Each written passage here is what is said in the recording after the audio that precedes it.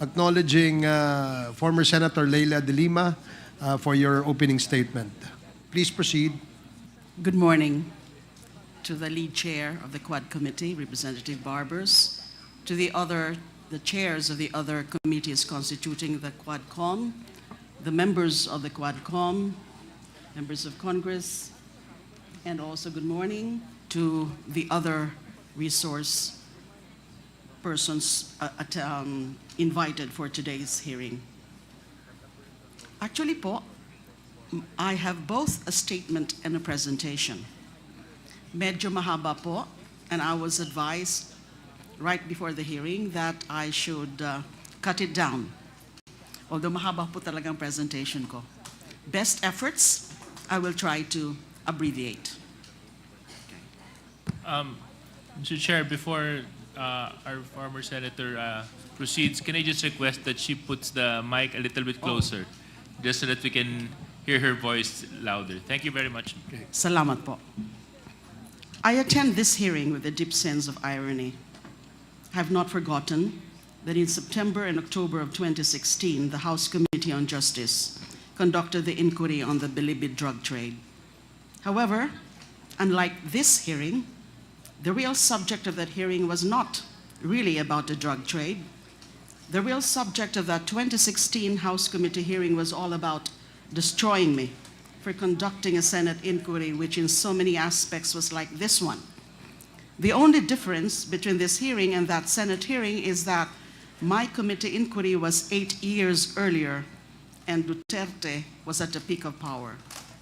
Sa Senate hearing pong yun ay kinundin ako yung drug war ni Duterte. At nagmakaawa pa po ako na tigilan na ito habang ilang daan pa lang ang mga nagiging biktima at wag na sanang paabutin pa ng libo-libo. Ngunit sa kasawiang palad, wala pong nakinig sa akin, lalo na may mga mayorya po tayo ng mga senador at congressman na ayon kay Senator Bongo noong isang araw, ay walang sawa sa pagpalakpak kay Pangulong Duterte sa bawat banggit niya sa pagsulong na madugong drug war sa kanyang mga zona. Sa halip ako ay pinaaresto, pinakulong, binusalan ng halos 7 taon gamit ang mga gawa-gawang ebidensya katulad ng testimonya ng mga ilang Bilibid drug lords at inmates.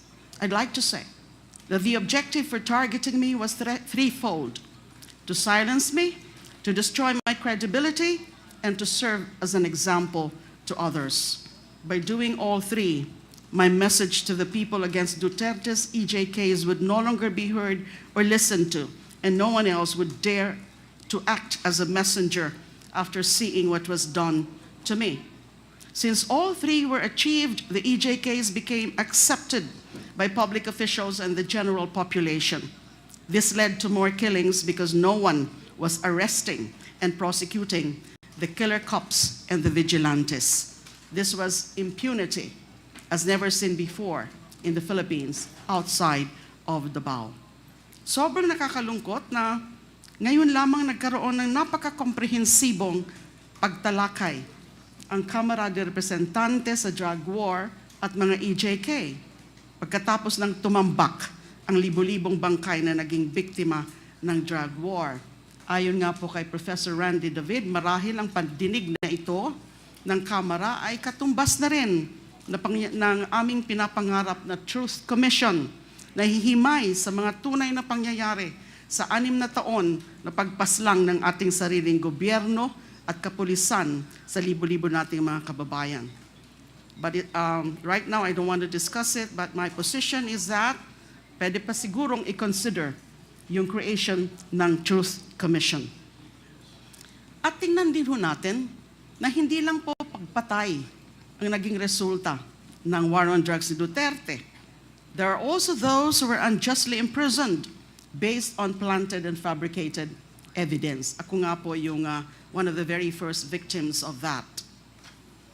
Ngayon naman po, ito na rin po ang pinatutuo yung sa bagong revelasyon ni Police Colonel Royina Garma nang binulgar niya sa huling hearing ng Quadcom na siya ang inatasan mismo ni Pangulong Duterte na maghanap ng tao sa PNP na maasahan niya sa pag-iimplementa ng drug war alinsunod sa modelong ginawa niya sa Davao City. That's why my presentation, and I'll try to really make it brief, would cover four matters, four topics. One is the recent disclosure of Kerwin Espinosa. I'd like to comment on that. Two is the importance of the 2009 CHR investigation of the DDS to the inquiry of this committee. Three is the revelation of former Police Colonel Ruyina Garma that the drug war was modeled after the Davao anti-drug campaign. And I'd like also to touch the relevance of Republic Act number 9851 on crimes against humanitarian law, genocide, and other crimes against humanity in enforcing accountability. So ito na po yung aking presentation. Although meron po akong mga i-skip because actually part of my presentation are some videos, but hindi ko na po yon ipapakita because of the limited time. So nung narinig ko nga po yung testimonya ni Kerwin Espinosa last hearing,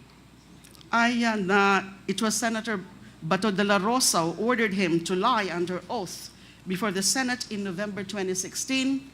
Hindi na po ako nagulat doon. Si Kerwin actually already retracted his fabricated testimony against me in April 2022, around the same time that Rafael Ragos, the former Bucor OIC and NBI Deputy Director, also recanted in accusing me of receiving money from believed drug lords. Doon po sa hearing sa Senado ay talaga namang sinabi ko doon na lahat po ng mga sinasabi nila tungkol sa akin, so yung pagiging protector ko daw nung illegal drug trade ni Mr. Kerwin Espinosa ay wala ho yung katotohanan. I vehemently, categorically, and firmly went on record in denying those accusations. Sinabi ko rin noon na yung mga sinasabi nila Kerwin Espinosa, ni Ronnie Dayan, and ni Colonel Espinido ay wala talagang katotohanan. In the first place, hindi nga sila magkakilala. Nauna na nilang sinabi yun before they were presented before the Senate na hindi sila mga magkakilala. Dali lang po. So ngayon po,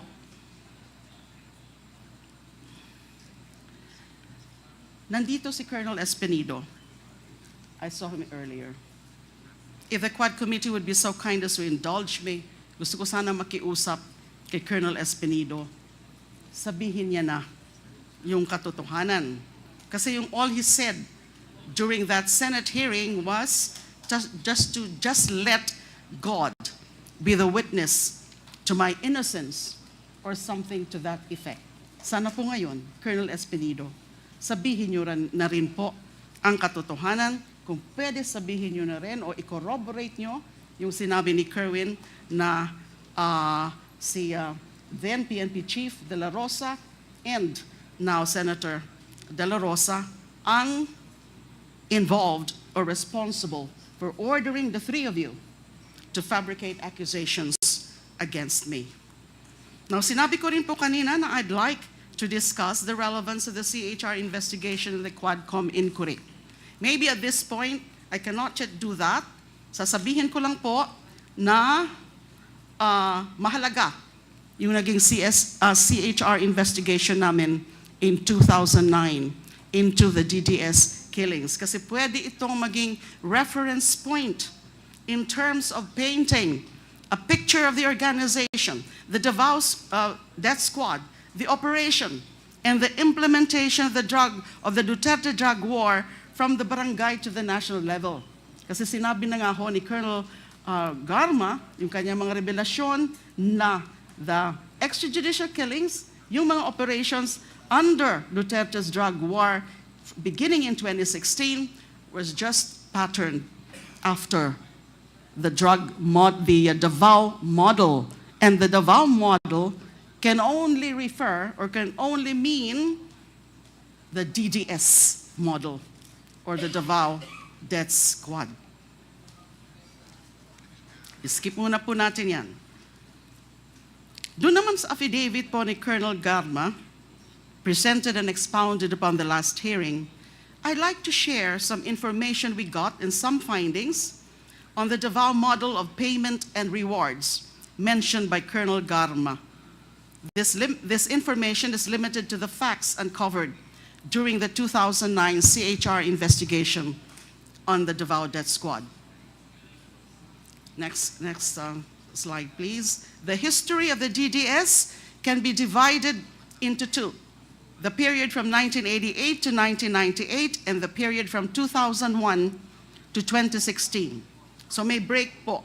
The break in these two periods coincides with then Mayor Rodrigo Duterte's hiatus as mayor of Davao City when he was elected congressman instead of mayor in 1998 due to the three-term limit.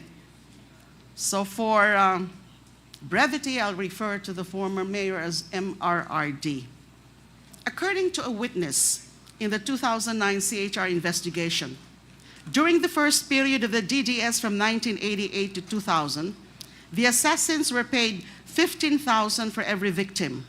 $5,000 goes to the police handler and $10,000 to the assassins, who at the time consisted of rebel returnees aside from the active duty policemen who were their handlers. Their safe house was located inside the Nobelcom compound in Barangay San Pedro, Davao. After the summary execution of targeted victims, the DDS members would regroup at their safe house and divide the reward. During that time, MRRD sometimes personally gave out the kill orders and the reward money directly to the assassins themselves. Upon the return of MRRD as mayor of Davao in 2001, the DDS was upgraded into the Heinous Crimes Investigation Section, or HCIS, located at the Almendras Gym compound. The HCIS was an official unit of the DCPO, or the Davao City Police Office. The HCIS consists of both active duty PNP and civilian abanteros, or hitmen. Most of the hitmen are rebel returnees. They are supervised by PNP handlers. Each handler supervises 3 members. The task of the PNP handler is to give orders to his members as well as be responsible for their protection. According to the CHR witness, he was given a regular monthly salary of $5,000. During this time, the reward given to a team for every victim was anywhere from $13,000 to $15,000. $3,000 to $5,000 goes to the PNP handler. $7,000 to $8,000 was shared among the rebel returnees, and $500 to $1,000 to civilian informants. The HCIS civilian personnel or rebel returnees directly received salaries as auxiliary service workers. The funds for their salaries came from the office of the mayor. Functions have also been specialized, with members being designated to do either office support or field work. A team of 1 PNP handler and 3 civilian abanteros was given an average of 3 targets every month. May I now go also to the revelation of Arturo Las Cañas.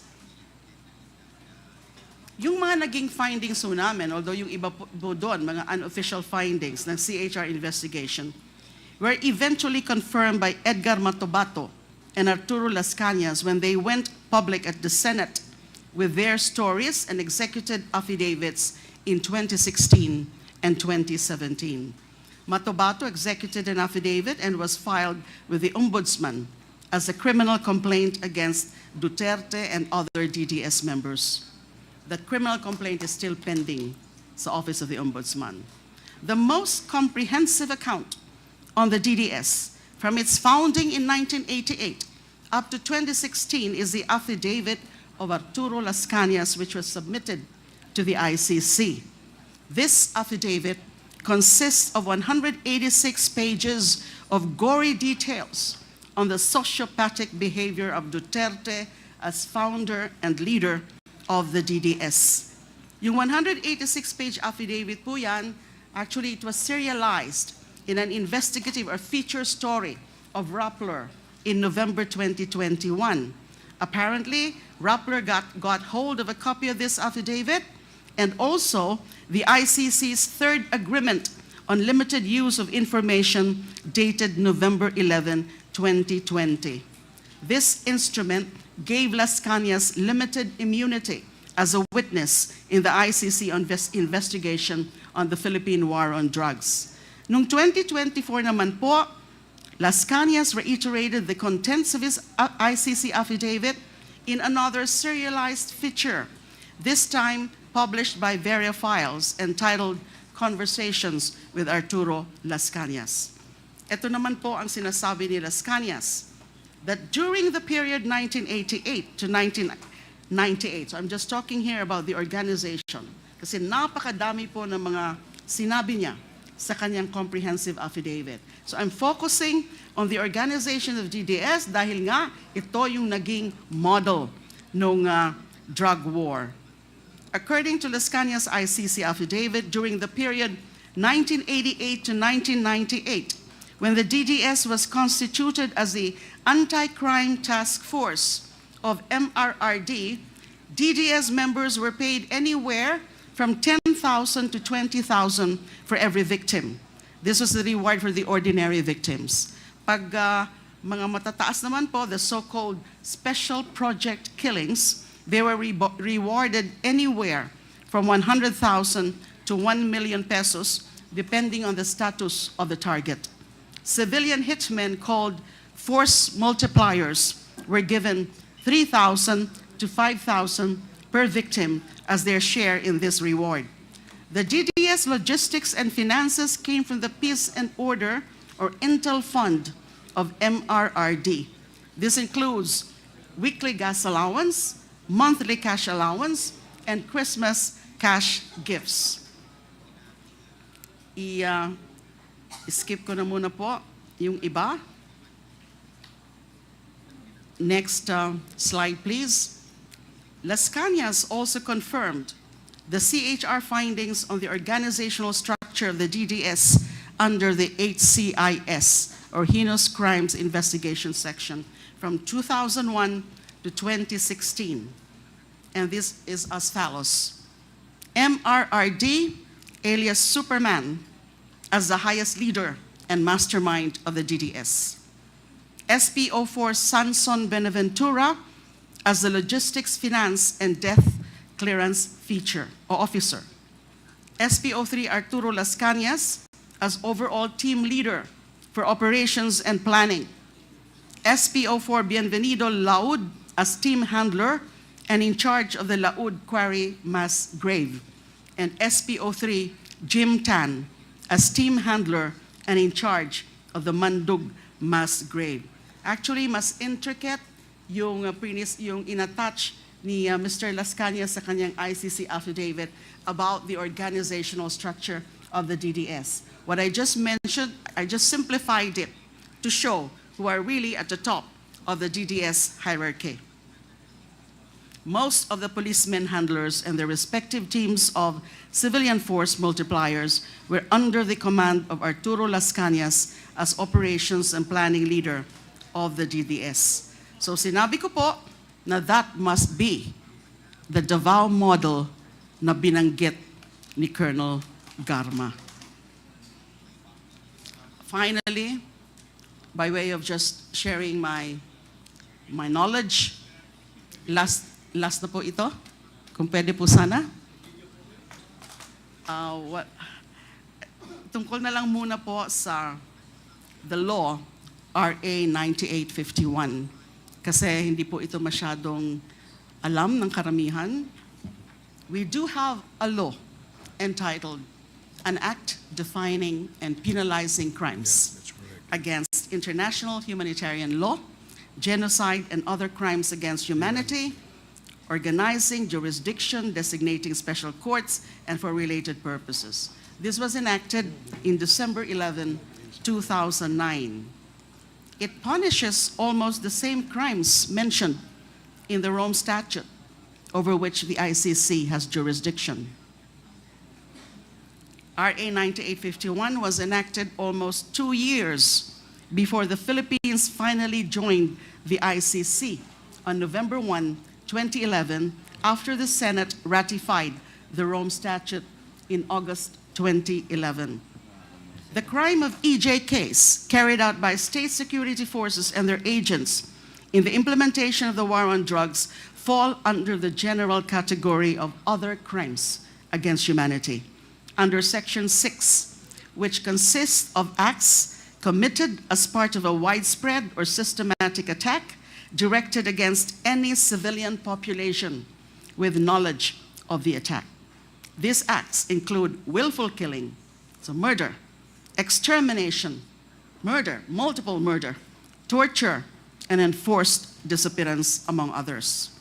The penalty for the crime of systematic attack against any civilian population resulting in death is reclusion perpetua. It's a non-bailable crime. According to Section 8, a person who orders, solicits, or merely induces the systematic attack on the civilian population and which thereafter occurs or is attempted is liable as a principal. The same applies to anyone who contributes to the commission of the crime by a group of persons acting with a common purpose.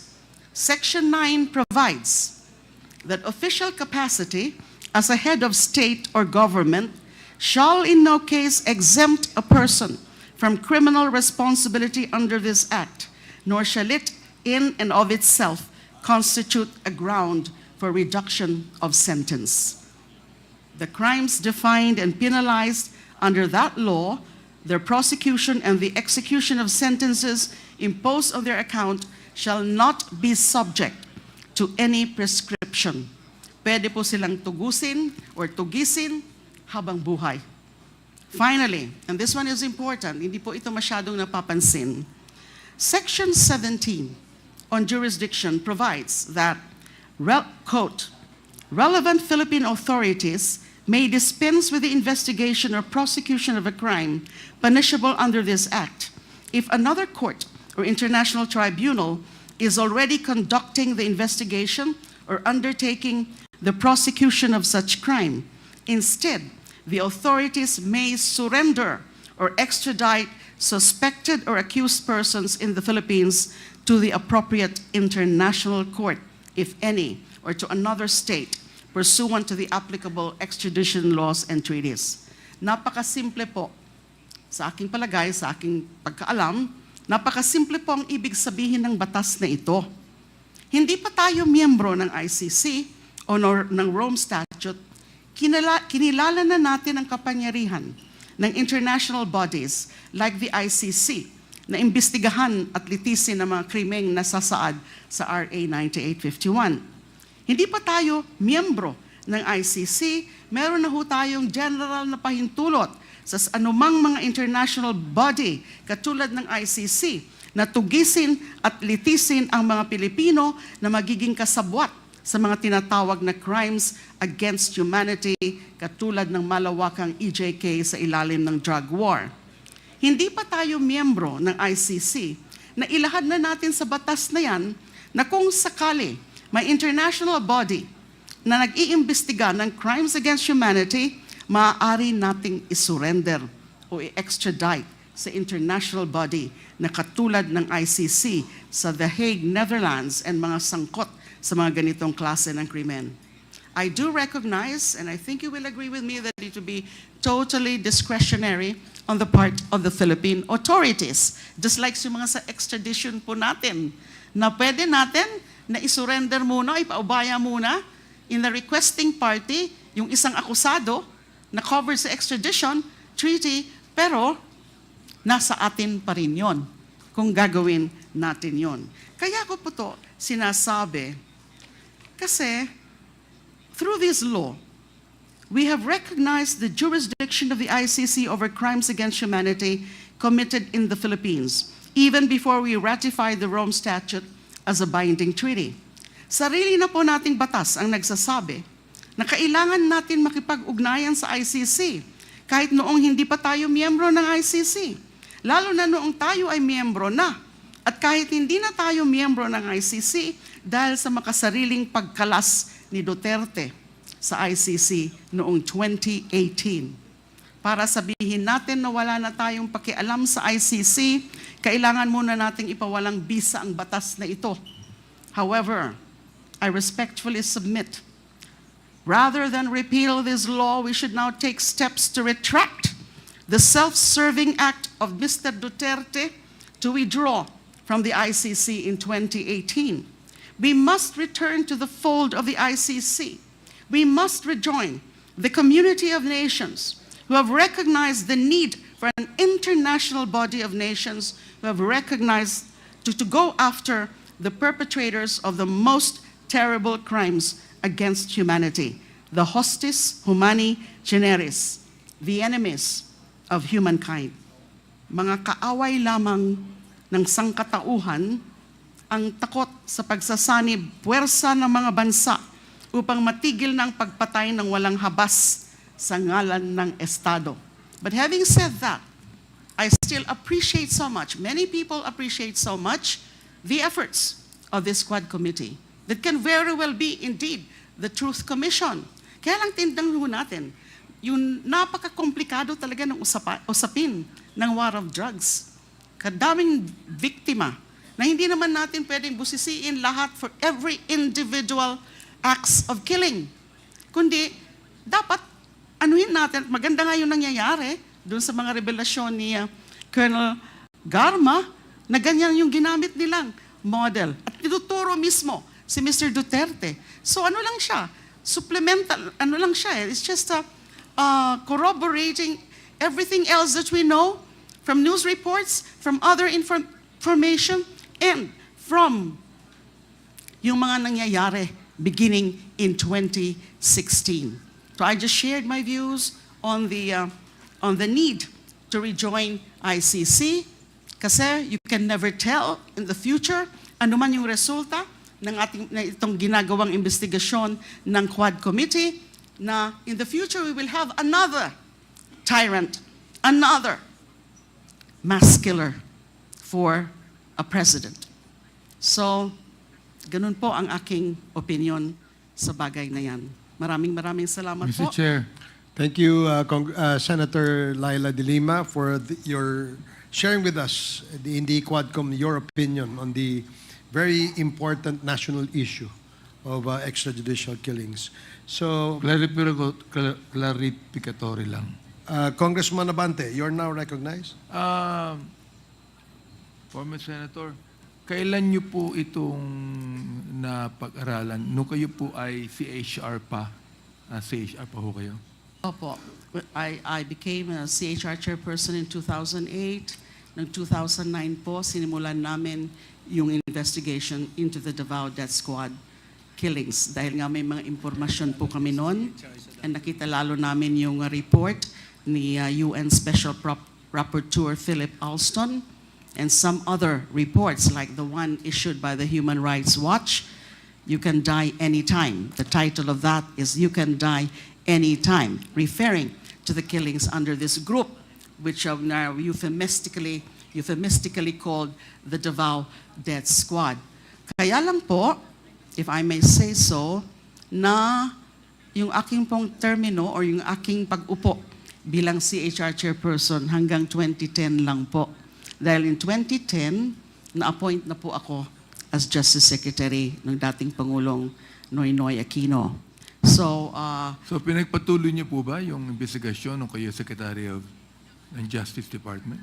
konti lang po yung mga nagawa ng DOJ nung secretary na po ako. Although si Matubato, sumipot po siya, at we gave him, the DOJ gave him witness protection.